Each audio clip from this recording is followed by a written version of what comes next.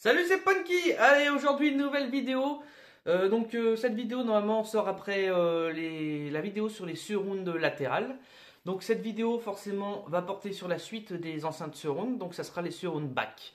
Les surround back en vrai sont, je dirais, optionnels plutôt.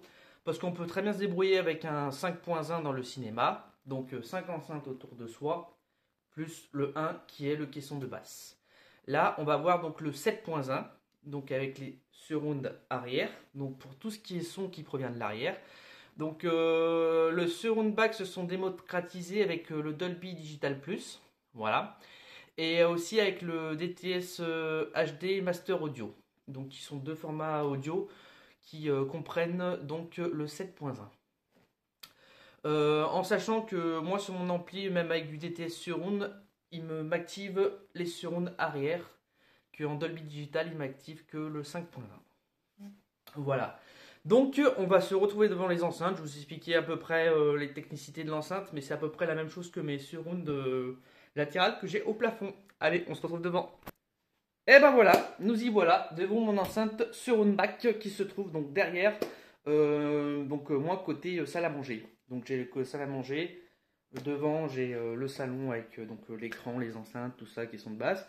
Et là sur ma gauche j'ai la cuisine avec l'autre enceinte. Je vais vous montrer quand même, voilà, l'autre enceinte qui est ici. Voilà, avec la tireuse à bière, voilà la cuisine. Bon, c'est pas le but de la vidéo, je vais pas montrer la cuisine. Voilà. Donc pour cette enceinte surround back, je vous enlève le cache quand même. Voilà.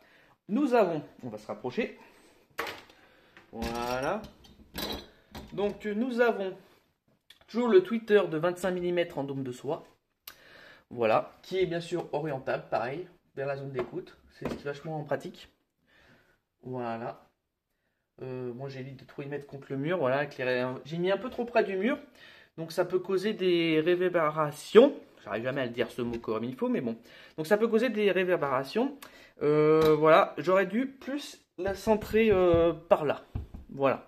Mais bon, ce qui est fait est fait. Peut-être un jour avec l'évolution, si je me sens un peu bricoleur, je referai un peu l'install un peu mieux. Voilà.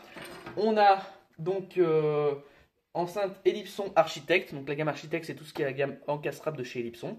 Donc on retrouve le même tweeter que j'ai sur mes enceintes colonnes.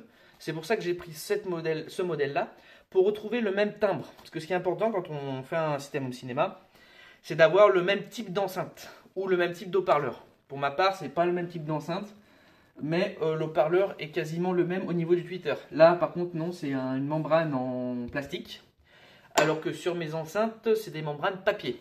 Voilà, petite différence. Après, ça reste des surrounds, c'est pas ce qu'on entend le plus souvent. Voilà. Donc c'est une IC8. Donc modèle IC8. Donc in wall 8 pouces. Donc 20 cm, un haut-parleur de 20 cm. Voilà. Donc cette enceinte, comme l'enceinte surround, a les mêmes caractéristiques que mes surrounds au plafond et mes Atmos, vu que c'est les mêmes enceintes. Du coup, on est sur une enceinte qui peut descendre à 55 Hz en termes de grave, ce qui est pas trop mal, on va dire. Après, c'est pas ce qu'on demande à une enceinte surround de descendre très bas. Souvent, tu vois, je sais pas si vous connaissez la norme THX. THX, c'est une norme en fait qui dit voilà, telle enceinte centrale doit être coupée à tant de fréquences. Et les enceintes, souvent là dans le home cinéma, les enceintes surround, on les coupe entre 80 et 90 Hz pour que le caisson basse prenne le relais et tout. Donc voilà, elle peut descendre à 55. Moi, je les ai coupées à 90 Hz. Comme ça, elles ne demandent pas trop de jus. Elles sont plutôt expressives. On est bien. Cette enceinte, comme je l'ai expliqué, a les mêmes caractéristiques. Je vais y arriver. Caractéristiques de mes enceintes surround au plafond avec mes Atmos plafond. 55 Hz et une fréquence pouvant monter jusqu'à 20 Hz. Voilà. En sachant que l'oreille humaine peut entendre dans les basses fréquences du 20 Hz et dans les fréquences du 20 kHz. Donc je me suis gouré dans ce que j'ai dit.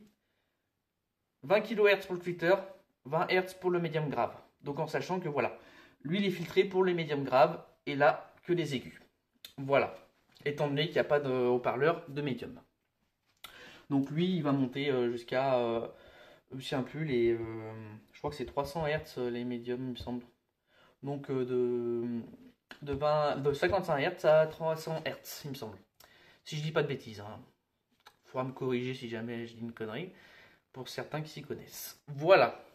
Sur ce, je vais vous laisser sur cette vidéo, qui est sur les enceintes surround. Et il y aura, j'espère, une petite surprise dans l'avenir.